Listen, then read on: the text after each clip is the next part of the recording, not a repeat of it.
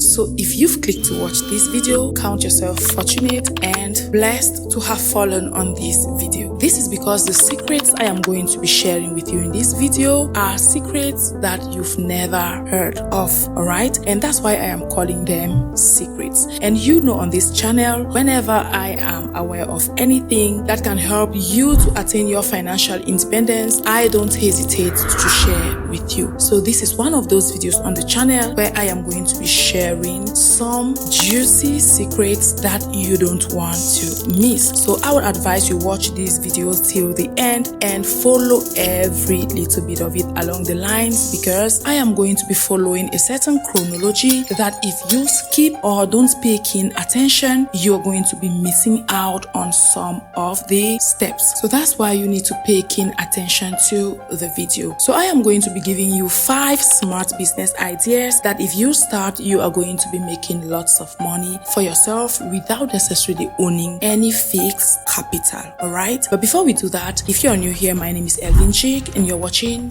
Africa Today.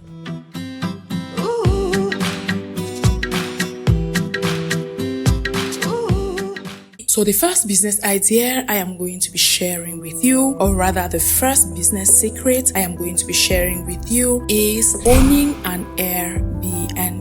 Alright, this is something that you could do in Africa or whichever part of the world you find yourself, and you are going to be making lots of money. So now I know some of you might be rolling eyeballs already, asking yourself what's so new about the Airbnb business. But here's the thing, we aren't talking here of you constructing an Airbnb structure or buying one, alright? You aren't doing any of those, but you are going to be making lots of money. If you don't know what an Airbnb is, it's simply a building, be it a house, a mansion, or an apartment, well furnished and put out for rent or for lease for customers to pay and live in for a certain period of time, alright? So this business has been booming in Africa recently and across the globe, but generally some people think that they just can't afford it because they don't have the money to construct one or to buy one. And you know, when we talk of an Airbnb here, it is a well furnished, modern furnished apartment for guests, and it is very, very expensive, right? But I am going to be giving you today a secret that can enable you own an Airbnb without necessarily spending lots of money or without owning any building or structure at all. But before we do that, please like this video and endeavor to turn on your notification bell in order not to miss out on any of our videos. So here's what you are going to be doing. You are going to rent an apartment in a building, alright? You know the way you go and rent an apartment to move into it with your family, right? You are going to be doing the same thing. You go to a building and rent an apartment. You could rent 2 or more, but since you are starting off, we are talking of one apartment here, alright? You could rent more, but let's start with one. You know, generally the landlord, when he rents out an apartment, he doesn't need to be controlling what you are doing there. You've probably lived in a building with neighbors where you don't know what they do for a living, or you barely see them maybe once a month, or at times you could go for 2-3 months without even seeing your neighbor, right? So there's no way you can actually predict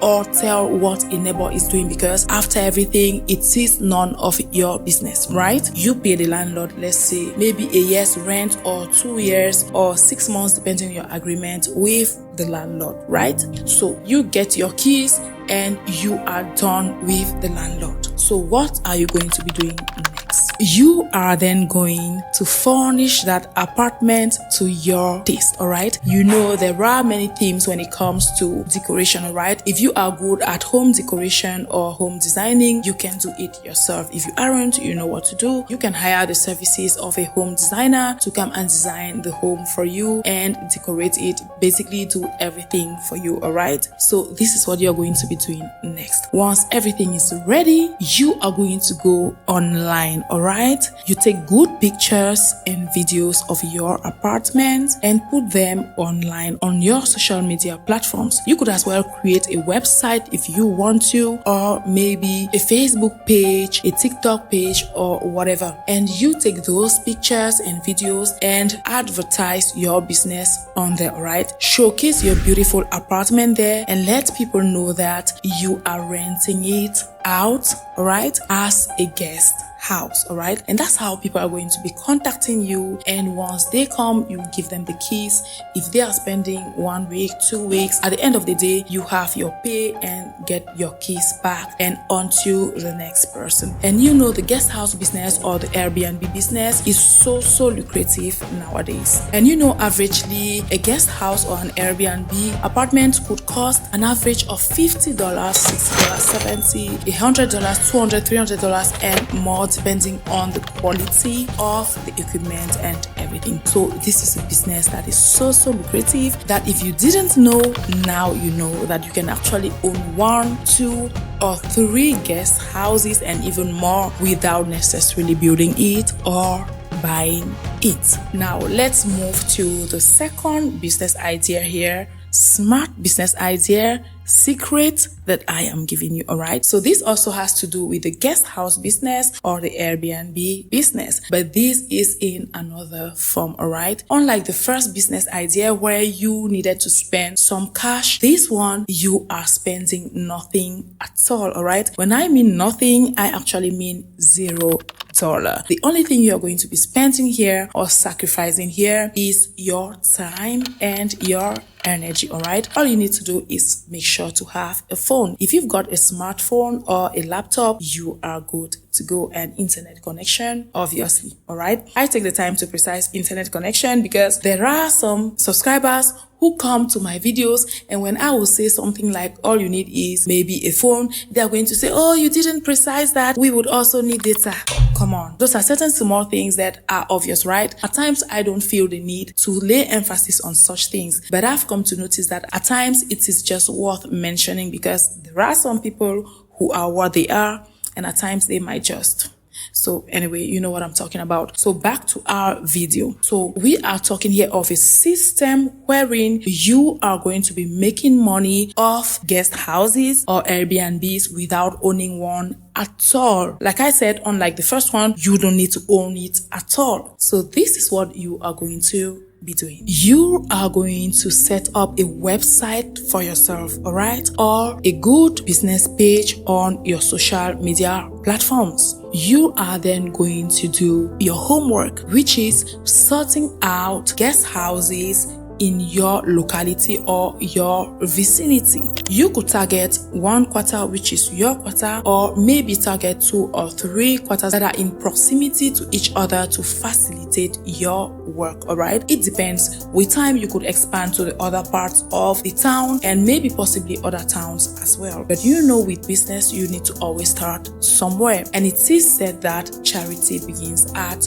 home. So I would advise you start with your vicinity, or you chose 1 quarter and concentrate there for a start. So what are you going to be doing exactly? You're going to sort out guest houses in that vicinity and go closer to the owners. So you're going to be making a business deal with them, alright? Let them know that you could actually help them get more clients through your platform. So you are going to be getting their permission and you are going to be looking for clients for them. So you are basically a middleman. So what are you going to be doing? You are going to negotiate, alright? You all remember I talked of negotiations here, and don't you worry, I am going to be making a video on negotiations to enlighten you better on what we mean by negotiating with brands or with individuals and closing some business deals for yourself. So back to what I was saying. I said you will be going closer to the owners and you are going to be closing a deal with them. So this is what I would advise you do. You could actually agree with them to bring clients to them and get paid a commission of the total amount alright? So let's say the guest house goes for $50. You are going to be given, let's say, 10% of the $50 as your commission. That is great, perfect, right? But then there is another trick that I am going to be giving you that if you use, you're going to be making more money, alright? It is actually a smart move. So you are going to be making use of this secret I am giving you, this additional spice I am about to give you. So please listen carefully. So after concluding with the landlord to have, let's say, a 10% commission, remember that 10% here is just an example, alright? You could go for whichever percentage suits you and the landlord. So this is just an example. So after concluding the 10% deal with them, you are going to go ahead and add something to the total amount that the landlord is charging, alright? You are going to let the landlord know that aside from the $50 they are charging for their apartment, you are going to be charging $55 to your clients, alright? So you've closed the first part of the deal already where you are making the 10% commission, for instance, and you are bringing in the second part of the deal, which most times the landlord will have no other option than to accept because they don't lose anything. After all, you are the one bringing the clients. If they refuse to seal the deal with you because of that, they aren't going to be having your clients, alright? So this is something that you have an upper hand and you better make good use of it in order to cash out more. And hey, please don't try to outsmart the landlord here, alright? That's why I am talking about you introducing the idea to them, because it would be criminal for you to go ahead and add the total fee of the guest house without their permission. Take note.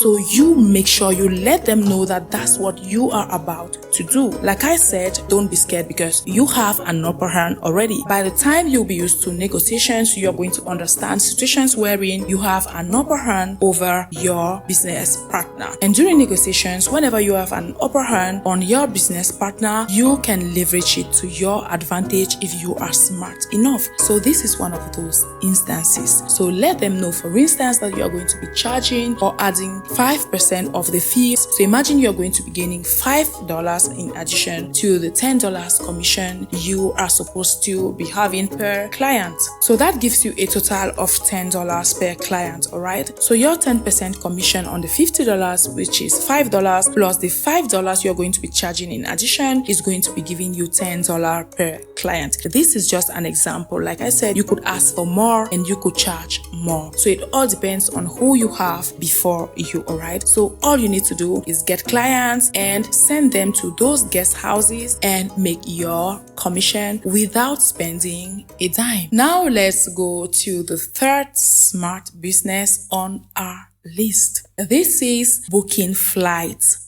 This is some business that is pretty old, but you can bring in your personal touch, alright? A lot of people don't even know about this business, but it is business that's been going on for a while and people are cashing out real big on this business, alright? This is some business that is so lucrative because once you do it well, you are going to be cashing out tips as well from your satisfied clients, alright? So basically, this has to do with you setting a website or having a physical office somewhere where people come to you for their flights. So you're going to be helping them book flights, alright? You've probably seen people who maybe say they are working for Ethiopian Airlines without necessarily working at the airport. You've seen that, right? Or some people who are working for France Airlines, Brussels Airlines, and many others without necessarily working at the airport, right? So what they do is they have their cabinets or offices somewhere where they are booking flights for people, alright? So you just contact them, pay the money, and they book your flight for you and they get your flight ticket across to you, or you come and get it yourself. So you are going to be making your business around this service, booking flights for people, getting their flight tickets to them, alright? You could actually have a service where you deliver their flight tickets to them directly where they are, or they come and get it at your place. And you can also make them know that with you they can have discounts, alright? You could make some deals with those airlines airlines and have a discount package for your clients. So who doesn't love to have a discount? People love that a lot, alright? Imagine having a service where not only you facilitate things for them because you take care of all the hassles for them to book their flight for them, and in addition to that, they have a discount, alright? Even if it is just a 5% discount or a 3% discount, it's not small, alright? When it comes to flight tickets, 3% or 5% discount is a lot because flight tickets are very expensive. Someone who knows they are going to be having just a 3% discount or 5% discount, they are going to definitely buy their flight tickets from you. And with the additional advantage of the fact that after taking care of all the hassles for them, you make their tickets reach to them wherever they want to get them. And also, you even go an extra mile to make sure that you are like some sort of remote personal assistant to them, because you remind them of their week of takeoff, remind them of the particular day of takeoff, and remind them of the time of takeoff. And you can even have a service, alright? This is the extra bonus that I have for you. You can even have a service, okay, a car service that could pick them up from their homes or their hotels to the airport, alright? And they are sure going to be subscribing to those services, and you're going to be making lots of money, because one thing that I've noticed that travelers often suffer from is getting to the airport on time, catching up with their flights on time, alright? It is a real headache for most travelers, and most times it's due to traffic or many other issues, maybe difficulty getting a cab on time and all the like. So if you have a car service that could pick them from their location straight to the airport, I can assure you that you are going to be making lots and lots of money. Now on to the next point on our list, which is the tour guide business. Yes, this business is also one of those businesses that you don't need to spend money at all. You just need to be good at knowing historic places in your locality, or let's say your city, knowing historic places, museums, attraction parks, basically all those things that you know that could trigger the emotions of visitors. Master them. Be good at storytelling. Yeah, if you are good at storytelling and you know that you are eloquent, you speak eloquently, and you are good at entertaining people, you are a joyful and happy person, this business is for you, alright? So you can have your website where people subscribe, alright, or people book tour sessions with you, and once they come to your city, you pick them up and you assist them tour the town, alright? And another way you could do that in order for you to maximize your time is to do that in groups. You could organize urban quest, alright? I talked of urban quest on this channel in this video, so you could check it out to know what I mean by urban quest. So you could organize urban quest or tour group sessions where people gather with you and you take them around and they discover what they want to discover. You tell them the story they need to hear. There are lots of beautiful places for that, alright? In most African countries, there are places where the slaves in those days used to be taken, or where they used to be seen for the last time. Those places are so memorable and so emotional. And there is one in Ghana, and there is one in Cameroon, also at Bimbia, and many other African countries. So places like that, or places where there is a national monument that has a story, or where there is a historic figure or a statue of a historic figure, a prominent historic figure in history that really impacted the story of the nation, and that you know that the story is so emotional and so inspiring. You can actually also take your tourists to that site, alright, and educate them on the history and everything, and also make it very entertaining, alright? You could have at times maybe a group of your local natives who are maybe playing some local music, be it with drums or whatever, to entertain the visitors with a guitar, whichever type of music that is actually a native music of that area or a native song of that area. Get such people to entertain your group and you're going to be making lots and lots of money, alright? Remember, when tourists go to a place, they are out to have fun and distract themselves and enjoy themselves the most, and most time they set aside a budget for that. So if you are smart enough, you could actually scrape a good chunk of that budget for yourself.